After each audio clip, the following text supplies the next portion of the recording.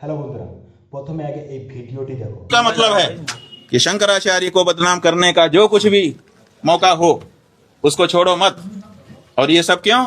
क्योंकि शंकराचार्य की कहानी देखने में जनता को लगा दिया गया है और उसी बहाने से जो एप्स्टीन की फाइल खुली हुई है, फिर से सुन लीजिए, एक एप्स्टीन फाइल है।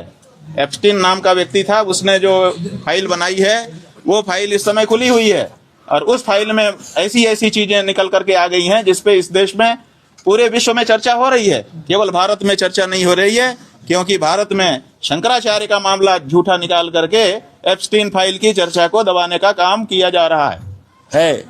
ঠিক আছে ধন্যবাদ। তোমরা ভারতীয় নাগরিক, তোমরাই বিচার করো এটা কোনটা সঠিক এবং কোনটা ব্যাঠিক। তো প্লিজ তোমাদের কাছে আমি হাত জোর করে রিকোয়েস্ট করব, অবশ্যই আমার ইউটিউব চ্যানেলটিকে সাবস্ক্রাইব করবেন। এরকম আমি ছোট্ট ইউটিউবার, যদি ভালো লাগে তো আমাকে সাপোর্ট করবেন। তোমাদের একটা একটা সাবস্ক্রাইবে আমাকে আমার মনের মধ্যে অনেকটা জোর আনবে।